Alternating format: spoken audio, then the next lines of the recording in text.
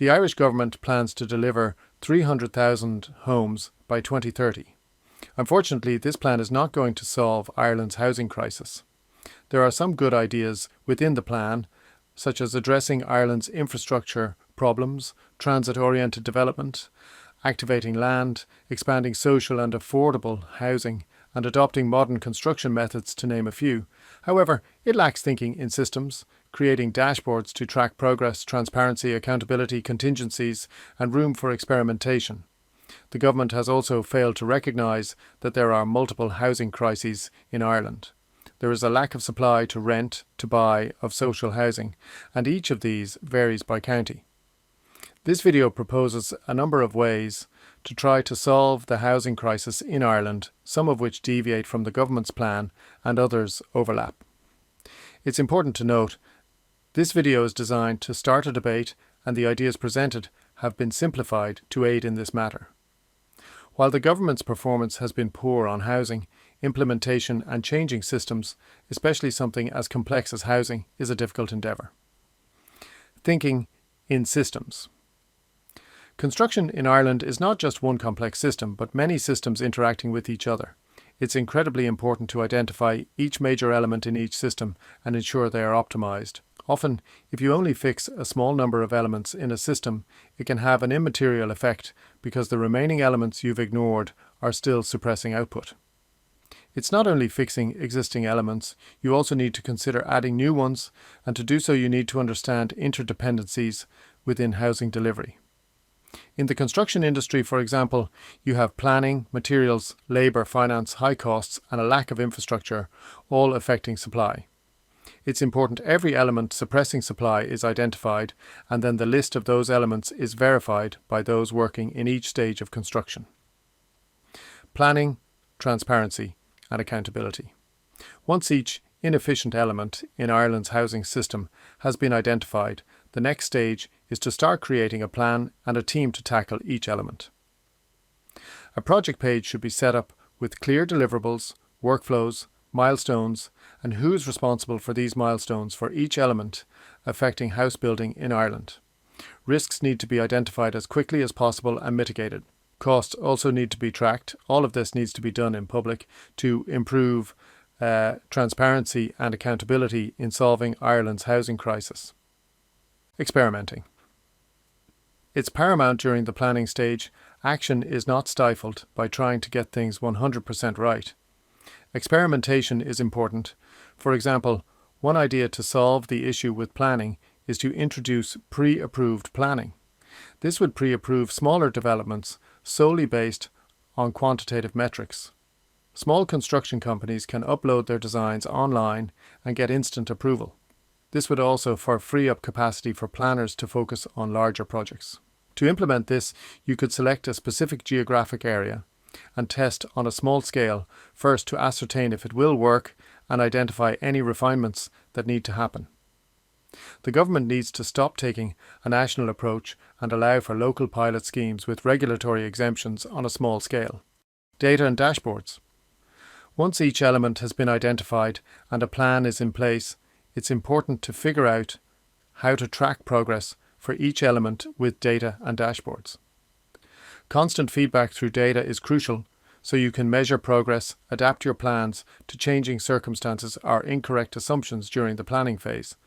It is vital the government does not blindly stick to plans in the face of new or contradicting information.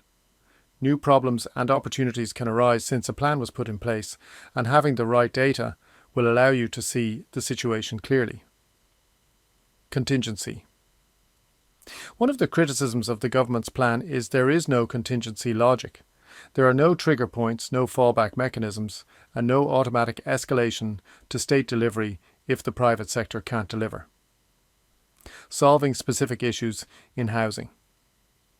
There are many elements within Ireland's housing delivery system which can be improved to help Ireland deliver more homes. We'll to run through a few of them very quickly at a high level. For each item listed, our recommendation is to set up a project page with a project team. Each project page should have clear deliverables, milestones, and clear delivery dates. In addition, periodic updates should be provided to show the public the progress being made. Currently, we hear talk of changes, but a lot of these promises seem to disappear into a black hole. No transparency or accountability. Planning. Ireland needs to incorporate more quantitative measures into planning. Ireland should also consider using 100% quantitative measures on smaller units and pre-approved planning. Once a project is within these thresholds, for example maximum height, setback, coverage, etc., it is automatically approved. Potential builders can check if their plans would be approved without having to own the land. Approval would be instant via an online application. Using more quantitative metrics will enable Ireland to deliver housing in a much more predictable manner. It will also result in a more consistent approach across multiple county councils. Currently, someone in Galway can object to a development in Dublin. This should be altered so that only those directly affected can object to construction projects. EU environmental rules. Ireland gold plates. EU standards, this has to stop. Other countries in Europe apply much lower thresholds. As a result of these high standards, many projects have been blocked in the courts. The government should revise its interpretation of EU laws to be less stringent. Building regulations. Ireland applies some of the highest standards in building regulations in Europe. While this does result in high-quality homes, they are also some of the most expensive. Some of the specific regulations which should be re-examined include minimum parking requirements. Each parking space, especially in basements, adds tens of thousands to the cost of a unit. Instead, use different minimums in well-served areas or unbundle parking from the dwelling price. While having windows on two sides of a home, dual aspect, is great for light and airflow, making it a strict requirement can cause problems. Rigid rules often force architects to design awkward building shapes, create unnecessarily large and expensive exterior walls, and waste floor space that could have been used for actual living areas. Instead, the government can use performance-based daylight standards instead of dual aspect as a proxy. New Zealand, for example, structures natural light requirements around adequacy of windows for natural light and outlook, rather than insisting on a specific layout typology. Materials and bulk buying. The vast majority of construction companies in Ireland are small. It is one of the most fragmented industries in Europe. As a result, they cannot avail of bulk buying discounts. The government could create a platform which allows all builders to purchase from approved suppliers, helping them to reduce their material costs. In addition, the government could stockpile essential raw materials to prevent against major price fluctuations. Expand domestic manufacturing. While Ireland exports vast amounts of raw materials such as timber, it heavily imports finished and more expensive timber products. Ireland should consider the viability of a state-owned manufacturing facilities if it can help reduce costs for the construction sector. Infrastructure. A national infrastructure capacity map for water and electricity should be published and updated quarterly. This map would show available water capacity, sewage headroom, grid capacity, school places and public transport access. Planning approval for large schemes would only be granted where infrastructure is already funded and scheduled for delivery. Infrastructure delivery should be governed by legally binding contracts with penalties for slippage. If a water treatment plant or school is late, the responsible agency must publicly explain the delay and publish a recovery plan. Alternative materials. Ireland's approval system for new materials is slow, fragmented and risk-averse. This locks the sector into high-cost concrete heavy construction. A national low-carbon materials certification office should be created to approve materials such as cross-laminated timber, hempcrete, recycled aggregates and insulated structural panels. Once approved, these materials should be accepted nationwide without further local authority sign-off. This reduces insurance uncertainty, removes repetitive engineering assessments and enables small builders to innovate without regulatory paralysis. Modern construction methods. Modern methods of construction remain marginal because of the high risk to smaller developers in transitioning from traditional building methods. It was good to see the state will require a percentage of social housing built using modern construction methods. The state should also offer training to smaller developers to help them transition to more modern methods and provide them with the ability to rent specialised tools. A national library of open source house designs should be created which are optimised for modular manufacturing. These designs would be pre-approved for fire, structure and energy compliance eliminating months of duplicated consultancy work on every scheme. Removal of Part 5. Part 5 distorts the housing market by forcing private developments to deliver social housing at sub-economic terms. This increases prices and deters smaller builders. All affordable and social housing would be delivered directly by the state or housing bodies. This initially doesn't need to be applied nationally. It can be tested in parts of the country which are less economically viable than others and would be more affected by the Part 5 requirement. State construction company. Government politicians have argued that the private sector can deliver in a far more cost-effective manner than a state construction company. The cost to the private sector of building homes and the price they charge the government are two very different things. Time and time again we see the private sector quoting a price and charging significantly more. For example, there was a site of prefab homes for Ukrainians. The price increased by 100%. A state-led construction company has worked in other countries like Singapore, and it can work in Ireland. Irish Housing Fund. Ireland has some of the highest mortgage rates and rent levels in all of Europe. Right now, the government's solution is to look outward. They say we need institutional investors, massive international wealth firms to provide the finance to get anything built. But this may not be the case. To understand why, we have to look at how these big investors actually work. They don't just sit on a pile of cash. They create a fund, they buy a property, and then they transfer the ownership and the future rent to the fund. The fund issues new units, which are similar to shares in a company. Because these units can be bought and sold easily, the investment is what we call liquid. The Irish government could do the exact same thing, but for us. Imagine a state-led construction company that builds apartment blocks directly. Instead of apartment blocks being sold off to foreign investors, the state transfers those buildings into a national housing fund. This fund would be open to the public. That means the average person in Ireland could take their savings, which are currently sitting in a bank earning next to nothing, and buy units in this fund instead. This does three major things. First, it breaks our dependency on a tiny group of elite international investors. Second, it gives regular Irish people a way to get a real return on their hard-earned savings. And third, it ensures that the profits from Irish rents stay right here in the Irish economy, rather than being shipped overseas. By creating a state construction company and a public housing fund, we take the middleman out of the equation. Ireland would no longer be constrained by large construction developers or institutional investors. Update training methods. Current trades training is slow, rigid, and poorly aligned with labour demand. Training should be modular and flexible. Courses should focus on task-specific competencies rather than long learning blocks. A person should be able to qualify as an electrician, plumber, or carpenter through multiple routes. They should be able to study theory through online courses. They should also be able to attend hands-on courses at times that suits them. Theory exams should be every quarter, and practical exams should be available to book like a driving test. Ireland could even go a step further by opening training and exam centres abroad to bring workers to Ireland. This, coupled with worker accommodation, could greatly help recruitment in the industry. Worker accommodation. Labour shortages are amplified by the housing crisis itself. For large developments, modular worker accommodation must be approved within 30 days and exempt from normal planning limits. These units are temporary and relocate between projects. This ensures labour supply scales with demand instead of being throttled by rental scarcity. Recruitment. Given the fragmented nature of house building in Ireland, it might be useful if the government created a platform for small developers to find staff in a low-cost manner. It could be a platform for both once-off jobs and long-term jobs, making it easier for small builders to source construction workers.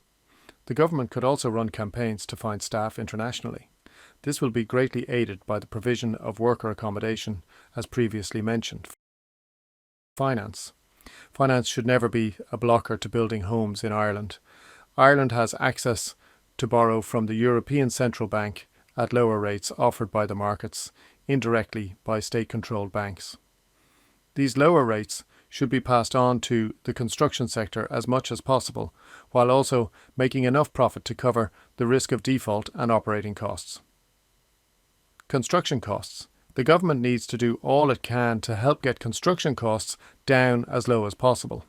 Some things have already been mentioned, such as bulking buying and changes to construction regulation. There also could be more incentives for construction projects which are selling to first-time buyers. This could be in the form of reduced interest rates, lower VAT rates, or stamp duty. Bulk buying platform. Construction companies often prefer selling to investment funds as they can buy in bulk rather than selling to individuals, which requires more work and takes longer. The government could offer a service which handles all of the buyers, so the construction companies only deal with one organisation. First-time buyers could pre-buy or purchase their home through a government platform. This would enable the government to compete directly with investment funds and be equally attractive as a buyer of large-scale housing developments. First-time buyer, only construction projects. The government needs to also build units which are for first-time buyers only. The middle class often need help as there are too few homes for sale and no government supports they can avail of. A lot of buyers are being out-competed by investors and even the government. Currently, a lot of new units are only being built to rent, which keeps people locked out of buying a home.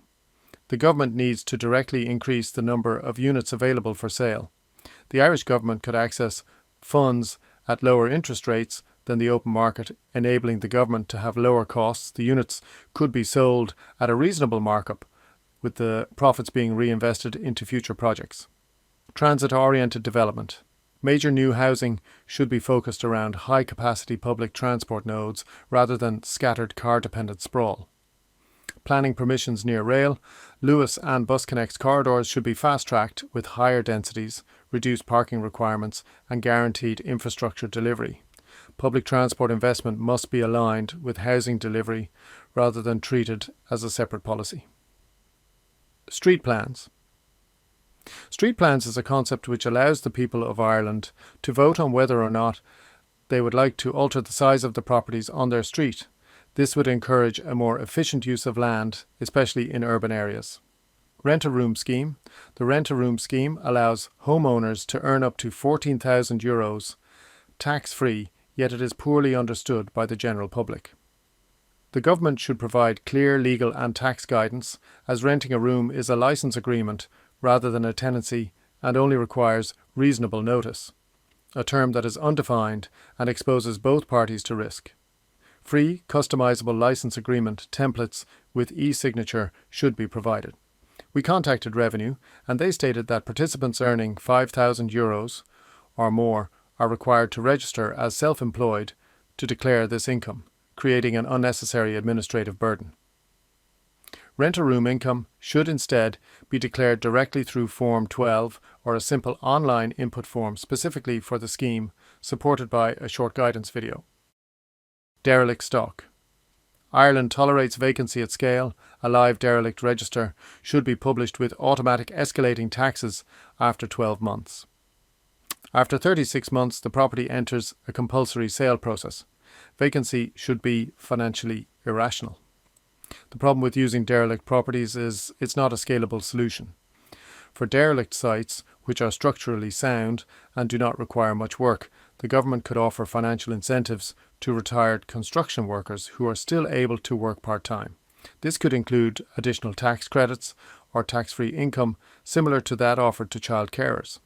Online training courses could be offered to those who want to learn the basic skills needed to refurbish their new home and to help them keep their costs low while also pairing them with retired construction workers.